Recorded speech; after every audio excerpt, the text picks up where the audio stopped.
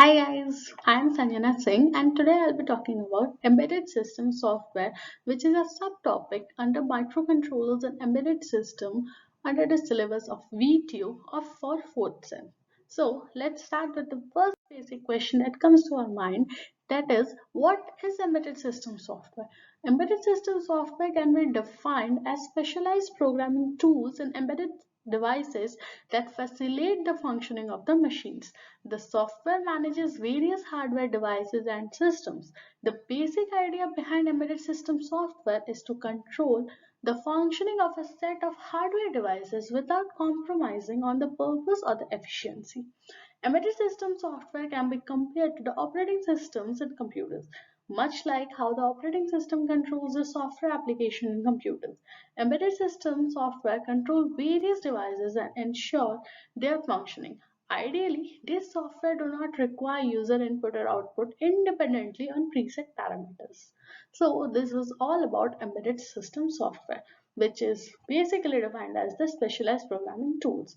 So as we move forward, we have hardware abstraction layer, also known as HAL or HAL, is a layer of programming that allows a computer OS to interact with the hardware device at a general or abstract level rather at a detailed hardware level. HAL can be called from either the OS, that is the operating system's kernel, or from a device driver. The figure shown below shows the software abstraction layers executing on hardware, that is the hardware device upon which the initialization and the device drivers are there, and upon which the operating system and the applications are there.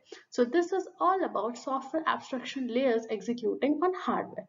So next we have initialization code, also known as the boot code.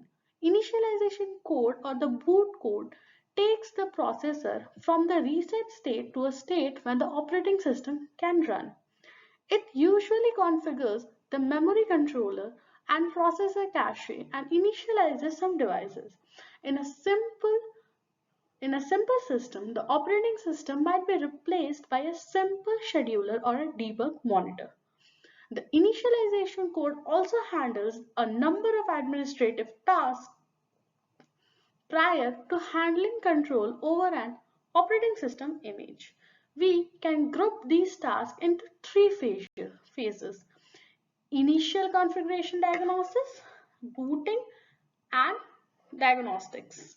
So, the three phases are initial hardware configuration, diagnostics, and booting.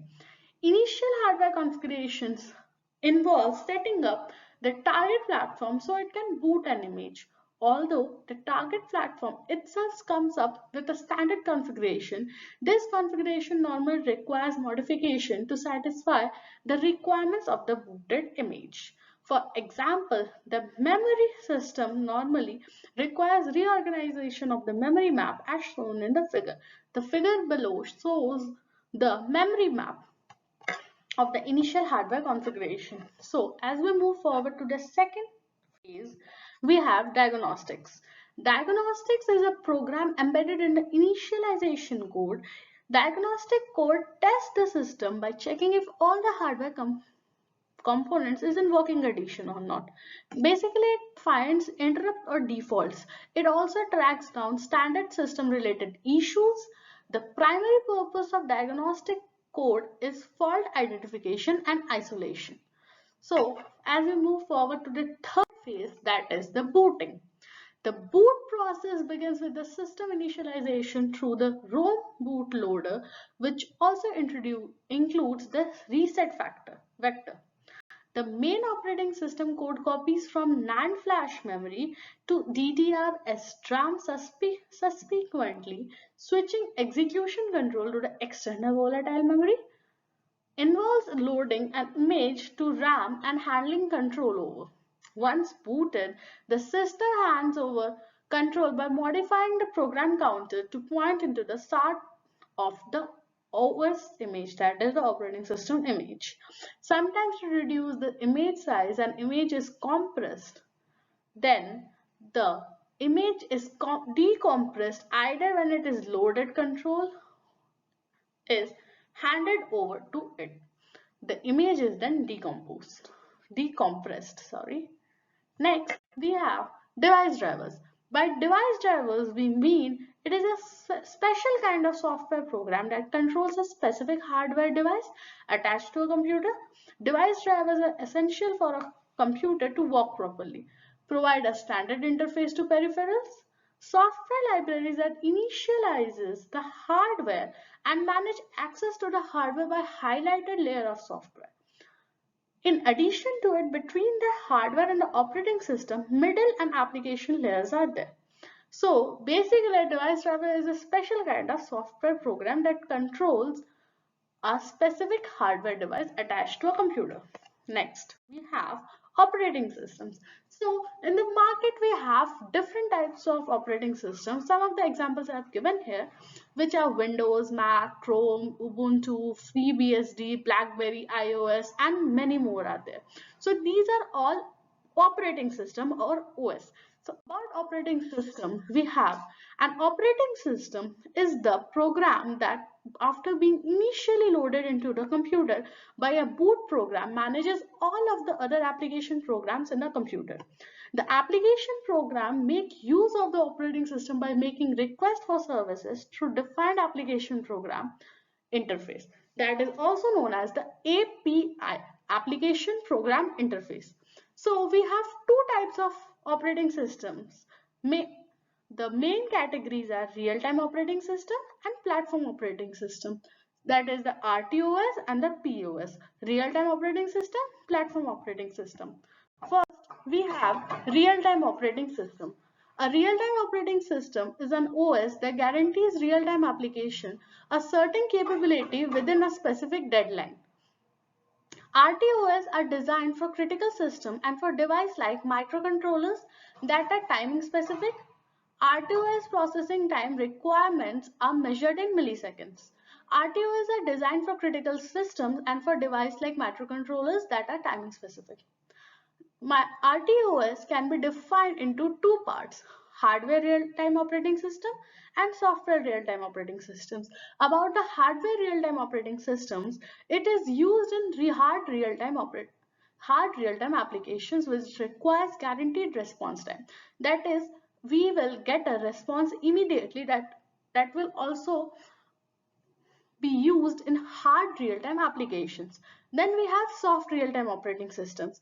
Soft real-time operating systems are used in soft real-time applications which does not require guaranteed response time. The performance gracefully reduces when the time overruns out. Next, we have platform operating system or the POS, that is the second part of the operating system. The POS systems are a collection of equipment and a point of sale software designed to help businesses with sales, tracking and inventory management. Used in general purpose systems and they use secondary storage. Require, require to manage large and real-time applications. Next, we have Linux operating system is a typical example of platform operating system. As we move forward to the applications of the embedded system software, embedded system softwares are commonly found in consumer trial, automotive, home applications, medical, telecommunication, commercial, aerospace, and military applications. As you can see, we are using embedded systems in our day-to-day life, that is from the basic gadget to the higher level gadgets that we use for like airplanes, machines, and many more things are there. Even the home applications we are using like the washing machine, micro oven also require an embedded system. Telecommunication that has become a vital part of our lives also requires embedded systems, from telephone switches for the network to cell phone at the user end. Household applications such as microwave ovens, washing machines and dishwashers include embedded systems provide flexibility, efficiency and features. Next, we have transportation systems from flight to automobiles increasingly use embedded systems. Medical equipment require embedded systems from monitoring to various medical imaging. For non-invasive internal inspections, embedded systems within medical equipment are often powered by industrial computers. Embedded systems are used for safety critical systems, aerospace, and defense industries. So such vital industries also require embedded systems. So embedded systems has become a very important or vital part of our lives. That was all about embedded system software under microcontrollers and embedded system. Thank you so much for your efficient time. Have a nice day.